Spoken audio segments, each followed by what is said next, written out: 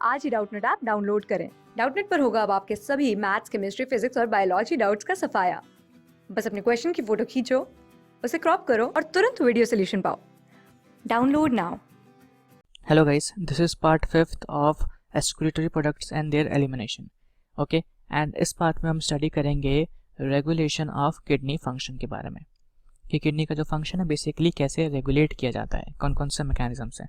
Okay, तो it is monitored by hormonal feedback mechanism involving hypothalamus, JGA, इसके बारे में आपको मैंने बताया था, and to certain extent by the heart. कैसे कैसे इस चीज़ को हम समझते हैं.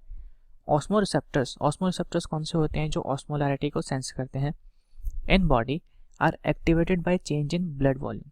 जैसे ही हमारा ब्लड का वॉल्यूम चेंज होता है या उसका आयनिक कंसंट्रेशन चेंज होता है, अपने ऑस्मोरिसेप्टर्स हो जाते हैं एक्टिवेट. ठीक है.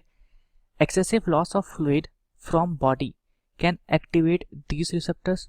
अगर बॉडी के थ्रू एक्सेसिव लॉस हो रहा है फ्लूइड का, यानी कि वाटर का लॉस हो गया एक्सेस में, और वी कैन से अपना जो फिल्टरेट बना है उसका एक्सेसिव लॉस होगा, तो अपने जो रिसेप्टर्स हैं वो एक्टिवेट हो जाएंगे और ये रिलीज करवाएंगे क्या? ADH, और we can say anti diuretic hormone, जिसको हम वैसोप्रेसिन भी कहते हैं, फ्रॉम न्यूरोहाइपोफाइसिस. इस चीज़ को याद रखना है कि कौन रिलीज करता है? न्यूरोहाइपोफाइसिस. ओके. अब ADH का क्या फंक्शन है? ये करवाता है क्या? Water reabsorption. ठीक है, from the later parts of the tubule. Later parts मतलब कि DCT से या कलेक्टिंग डक्ट से. ठीक है, तो वाटर का रीअब्जॉर्प्शन करवाएगा, तो अल्टीमेटली जो एक्सेस ऑफ वाटर अपना सिक्रीट हो रहा था या लॉस हो रहा था वो अब नहीं होगा. ठीक है, और फिर हमारी बॉडी के अंदर जो वॉल्यूम था, ठीक है, वो फिर से इंक्रीज कर जाएगा और ऑस्मोरिसेप्टर्स स्विच ऑफ हो जाएंगे. दूसरी क्या चीज़ हो सकती है कि अपने जो ये ऑस्मोरिसेप्टर्स हैं ये क्या करेंगे? ये बेसिकली थर्स्ट सिग्नल देंगे अपने ब्रेन को, जिसकी वजह से आप पानी पियेंगे और अल्टीमेटली फिर से आपका जो बॉडी का फ्लूइड वॉल्यूम था वो नॉर्मल हो जाएगा. ओके. एक तो ये केस हो गया जब excess of body fluid loss हो रहा है. दूसरा, अगर फिल्टरेट कम बन रहा है तो क्या होगा? तो देखो, ADH जो है अपने ये एक्ट कर देंगे किसके ऊपर? किडनी के ऊपर, by its constrictory effect on blood vessels. यानी कि ब्लड वेसल्स को क्या करेंगे? कंस्ट्रिक्ट करेंगे और प्रेशर जो होगा उसको इंक्रीज कर देंगे. बेसिकली कंस्ट्रक्शन किसका करवाते हैं? मोस्ट ऑफ द केसेस में एफरेंट आर्टिकल्स का. तो अल्टीमेटली जो मैंने बताया था आपको, GFR वो इंक्रीज कर जाता है. ठीक है, एंड अपना जो ग्लूमरल ब्लड फ्लो है वो इंक्रीज कर जाएगा, देयर बाय अल्टीमेटली GFR जो है वो भी इंक्रीज कर जाएगा और फिर फिल्ट्रेट जो है ज़्यादा बनेगा. तो दोनों केस में एक्सेस ऑफ लॉस हो रहा है, उस केस में भी एक्टिवेट हो जाएगा. ठीक है, और अगर कम फिल्ट्रेट बन रहा है उस केस में भी एक्टिवेट हो जाएगा ADH अपना. दूसरा आता है अपना JGA, जिसको हमने बोला था क्या? Juxta glomerular apparatus. जैसे ही फॉल होता है किसके अंदर? ब्लड फ्लो के अंदर या ग्लोमेरुलर ब्लड प्रेशर के अंदर, GFR can activate the JG cells. ठीक है, या GFR मतलब कि ग्लोमेरुलर फिल्ट्रेशन रेट. जैसे ही ये कम होता है, या सिंपली आप बोल दो जैसे ही अपना GFR डिक्रीज कर जाता है, अपने JG सेल्स एक्टिवेट हो जाते हैं. ये रिलीज करता है क्या? रेनिन. ओके. अब इस रेनिन को आप डबल N वाले रेनिन के साथ कंफ्यूज मत करना. ये अपना क्या है? एक डाइजेस्टिव एंजाइम है. ठीक है, जो मिल्क की प्रोटीन को या मिल्क डाइजेशन में हेल्प करता है. यहाँ पे सिंगल N है. एग्जाम में ये क्वेश्चन बहुत बारी दिया गया है. स्टूडेंट इस क्वेश्चन में बहुत कंफ्यूज हो जाते हैं, उनको समझ नहीं आता कि कौन सा अपना डाइजेस्टिव रेनिन है, कौन सा किडनी वाला रेनिन है. ठीक है, तो किडनी में सिंगल N आता है, इसलिए सिंगल N वाला रेनिन किडनी का होगा. बस आप ये याद कर लो, बाकी जो बचा अपना किसका होगा? डाइजेस्टिव सिस्टम का होगा. तो ये कन्वर्ट करता है किसको? Angiotensin in blood to angiotensin 1, और फिर एंजियोटेंसिन 1 को कन्वर्ट करता है एंजियोटेंसिन 2 में. अब एंजियोटेंसिन 2 जो है वो एक पावरफुल वैसो कंस्ट्रिक्टर है. वैसो का मतलब ब्लड वेसल्स से रिलेटेड, और we can say vascular constrictor, blood vessels को कंस्ट्रिक्ट करता है. तो सेम ADH की तरह, जैसे ADH अपना क्या कर रहा था? कंस्ट्रिक्शन कर रहा था ऑफ इफरेंट आर्टियोल, ये भी क्या करता है? कंस्ट्रिक्शन करता है of efferent arteriole, and ultimately अपना ग्लोमेरुलर ब्लड प्रेशर जो है वो इंक्रीज कर जाता है, एंड देयर बाय GFR जो है वो भी इंक्रीज कर जाता है. तो एक काम तो ये हो गया, ये मैंने आपको पहले भी बताया था. दूसरा इसका फंक्शन क्या है कि एंजियोटेंसिन 2 जो है अपना ये एक्टिवेट करता है किसको? एड्रिनल कॉर्टेक्स को, और रिलीज करवाता है क्या? एल्डोस्टेरॉन. अब एल्डोस्टेरॉन जो है ये रीअब्जॉर्प्शन करवाता है of Na plus and water from distal parts of tubule और we can say from DCT। ठीक है, जब हम पढ़ रहे थे DCT के बारे में तो हमने एक वर्ड पढ़ा था conditional reabsorption of Na plus and water. ठीक है, तो कंडीशनल मतलब कि जब एल्डोस्टेरोन का सिक्रीशन होगा तो ही Na प्लस एंड वाटर का रीअब्जॉर्प्शन होगा और अल्टीमेटली हमें कैसा यूरिन मिलेगा, कंसनट्रेटेड। ठीक है, और वी कैन से फिर अपना जो ब्लड फ्लो होगा या GFR वगैरह होगा उसका वॉल्यूम भी इंक्रीज कर जाएगा।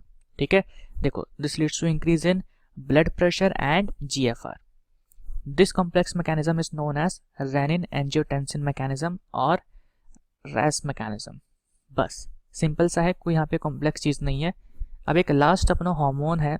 देखो जैसे ही अपना ब्लड फ्लो इंक्रीज करता है, ठीक है, तो हार्ट कॉज करता है release of atrial natriuretic factor.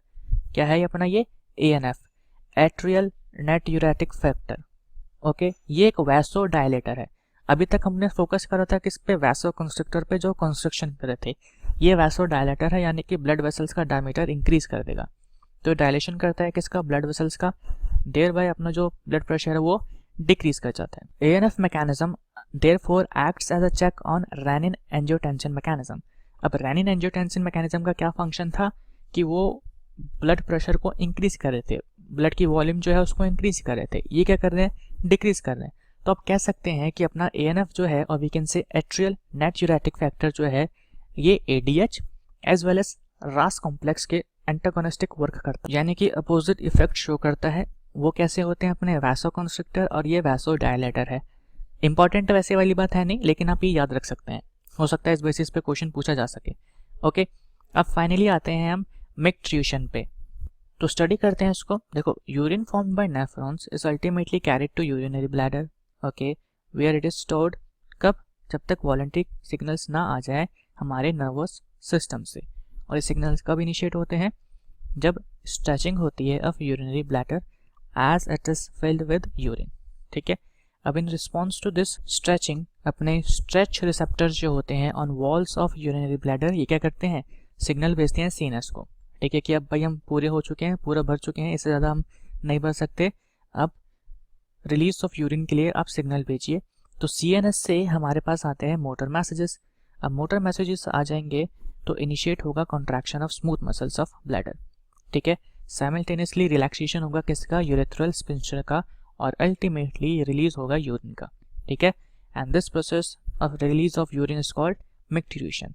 Okay, ये बेसिकली देखो इतना इंपॉर्टेंट है नहीं, क्योंकि एग्जाम में इससे रिलेटेड क्वेश्चन बहुत कम आते हैं, आते भी नहीं है बेसिकली। इंपॉर्टेंट क्या है, आप ये देख सकते हैं कि 1 to 1.5 litres of urine per day secretion होता है। ठीक है, कलर तो सबको आई गेस पता ही होगा, लाइट येलो कलर है।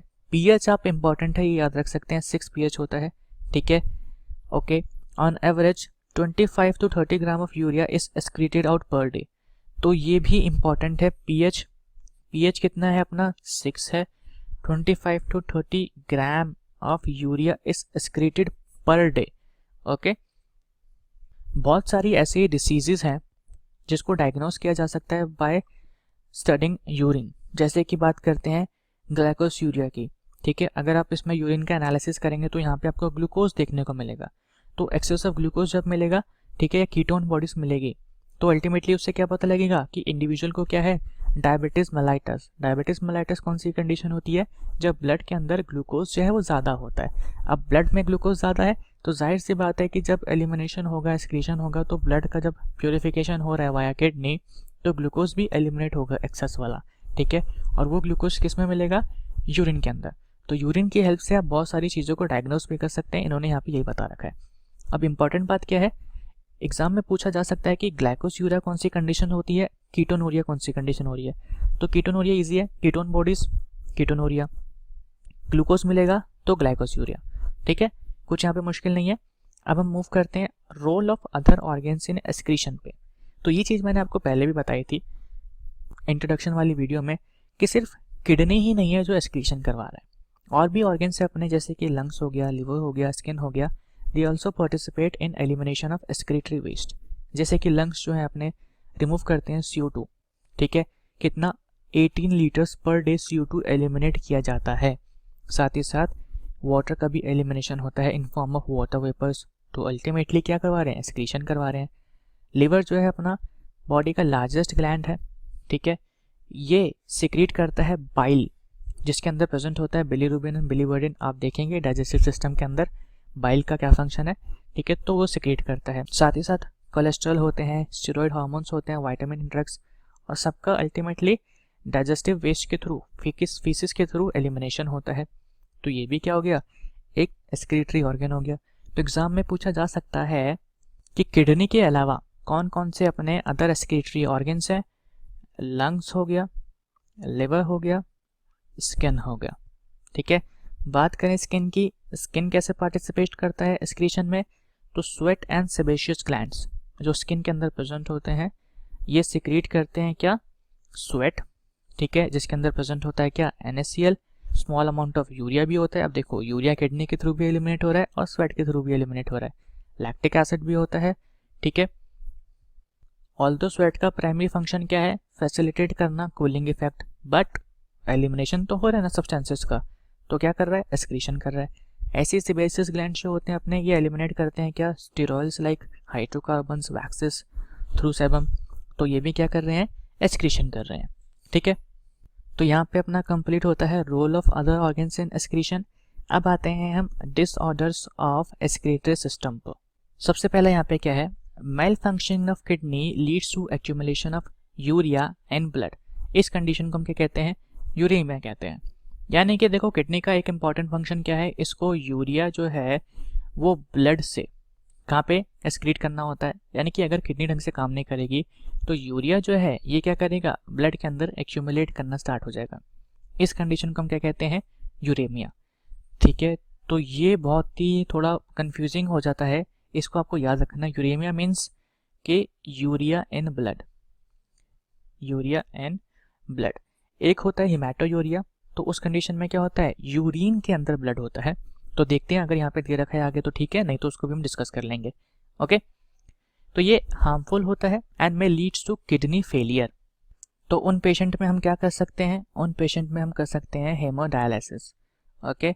ब्लड जो होता है drain from convenient artery is pumped into dialysing unit. Dialysing unit basically क्या है कि एक तरह से आर्टिफिशियल किडनी मान लो, तो अपनी जो आर्टरी होती है यानी कि रेनल आर्टरी, उसको उससे कनेक्ट कर सकते हैं अपने, ठीक है। और उसके अंदर डालते हैं हम एंटी कोएगुलेंट, ताकि अपना ब्लड जो है कोएगुलेट ना हो, जैसे कि हेपरिन, ओके। अब यहाँ पे क्या होता है, देखो इसमें क्या देखने को मिलता है, the unit contains a coiled cellophane tube surrounded by a fluid, ठीक है, जिसको हम डायलिसिंग फ्लूइड भी कहते हैं, have same composition of plasma except nitrogenous waste. मान लो यहाँ पे अपना एक ट्यूब है, इसके अराउंड ये फ्लूइड प्रेजेंट है। अब दोनों का कंपोजिशन सेम है, डिफरेंस क्या है कि यहाँ पे नाइट्रोजनस वेस्ट प्रेजेंट है, यहाँ पे नाइट्रोजनस वेस्ट, और वी कैन से यहाँ पे यूरिया प्रेजेंट है, यहाँ पे यूरिया प्रेजेंट नहीं है। तो सिंपली होता क्या है कि अपना जो मॉलिक्यूल होता है वो अलाउ कंसंट्रेशन ग्रेडियंट मूव करता है, यानी कि कंसंट्रेशन ग्रेडियंट जो है उसको स्टेबल करने की कोशिश करेगा। तो यूरिया अपना यहाँ से इस फ्लूइड में आ जाएगा। तो आगे भी इन्होंने यही बोल रखा है, the porous cellophane membrane of tube allows passage of molecules based on concentration gradient, ठीक है। तो कंसंट्रेशन ग्रेडियंट के बेसिस पे जो मॉलिक्यूल्स अपने यहाँ पे प्रेजेंट थे, जो यहाँ पे नहीं है, वो यहाँ से यहाँ पे मूव कर जाएंगे, simple, okay. As nitrogenous waste were absent in dialysing fluid, the substances freely move out and thereby clearing the blood. तो अपना ब्लड जो है क्लियर हो जाएगा। The clear blood is pumped back to body through vein after adding anti heparin to this, क्योंकि अब हमने heparin डाला था जो कि क्या था, एंटी कोएगुलेंट था, ठीक है। तो अब हमें एंटी हेपरिन डालना पड़ेगा, ठीक है, यानी कि कोएगुलेटिंग फैक्टर्स जो है वापस ब्लड को देना पड़ेंगे, इसलिए उसको डाल के हम ब्लड को वापस बॉडी में डाल देते हैं। ये मेथड जो है boon है for thousands of uremic patient all over the world, okay. Kidney transplantation is ultimate method for correction of renal failures और we can say kidney failures. तो अभी तक देखो हम क्या कर रहे थे, हेमोडायलिसिस, चलो हेमोडायलिसिस कर रहे हैं, लेकिन अगर किसी इंडिविजुअल में किडनी ट्रांसप्लांट कर दी जाए तो फिर हेमोडायलिसिस की ज़रूरत ही नहीं पड़ेगी, ठीक है। तो किडनी ट्रांसप्लांटेशन भी आजकल एक बहुत इंपॉर्टेंट और वी कैन से बहुत ही अच्छा टेक्निक हो गया है टू क्योर यूरेमिक पेशेंट्स, ठीक है। नेक्स्ट है यहाँ पे अपना रेनल कैलिक्यूली। तो इस कंडीशन में क्या होता है, स्टोन्स और insoluble mass of crystallised salts formed with in the kidney. तो बेसिकली रेनल कैलिक्यूली कॉमन नेम क्या कह सकते हैं इसका, किडनी स्टोन्स, ओके। ये स्टोन्स किसके बनते हैं, ऑक्सैलेट्स के। लास्ट है यहाँ पे अपना ग्लोमेरुलोनेफ्राइटिस, जहाँ पे इन्फ्लेमेशन हो जाता है किसका, ग्लोमेरुलाई ऑफ किडनी। तो बेसिकली जो कैपिलरीज हमने देखा तो जो वुवन्स कैप्सूल्स में एंटर कर रही थी, जो टफ कैपिलरीज जो थी, उसी का इन्फ्लेमेशन हो जाता है, उसके सेल्स सोलो कर जाते हैं, तो वो भी एक डिसीज़ है, वो भी हमें देखने को मिलती है। अब कुछ और कंडीशंस है जो यहाँ पे हमें मेंशन नहीं करी थी, लेकिन उसके बारे में हमें पता होना चाहिए। जैसे कि आता है यहाँ पे अपना ओलिगोयूरिया। ओलिगोयूरिया कौन सी कंडीशन है, जब यूरिन का प्रोडक्शन लेस हो, ठीक है, तो लेस प्रोडक्शन ऑफ यूरिन। अब ये एग्जाम में पूछा गया है इसलिए आपको बताया जा रहा है, तो उसको आप एनसीईआरटी के साइड में नोट्स बना के लिख लेना। ओके, फिर आता है अपना एक कंडीशन एनीयूरिया। तो इसमें क्या होता है, नो प्रोडक्शन ऑफ यूरिन, ठीक है, तो यूरिन का बिल्कुल ही प्रोडक्शन यहाँ पे नहीं देखने को मिलता है। फिर है अपना पॉलीयूरिया। तो अब नाम से पता लग रहा है कि यहाँ पे एक्सेस ऑफ यूरिन प्रोडक्शन होगा, एक्सेस ऑफ यूरिन प्रोडक्शन, ठीक है। ग्लाइकोसूरिया मैंने आपको बताया दिया, उसमें आपको ग्लूकोज देखने को मिलेगा। फिर होता है अपना क्या, हिमैटोयूरिया। तो ये कौन सी कंडीशन थी, मैंने आपको ऊपर बताया था। इस केस में ब्लड के अंदर यूरिन मिलता है, यूरेनियम में क्या हो रहा था, ब्लड के अंदर यूरिया मिल रहा था, तो कंफ्यूज नहीं होना है। ओके, तो यहाँ पे अपना ये चैप्टर होता है कंप्लीट। आई होप आपको सारे लेक्चर्स पसंद आए होंगे एंड आपको एक्स्ट्रा ही सीखने को मिला होगा जो आपने पहले सीखा है, ठीक है। तो आप अपने ये पढ़ने के बाद इसको प्रीवियस ईयर्स पे जरूर अप्लाई करना, ताकि आपको खुद को डिफरेंस समझ में आए कि हमने कितना और ज़्यादा सीखा है। Okay, thank you so much.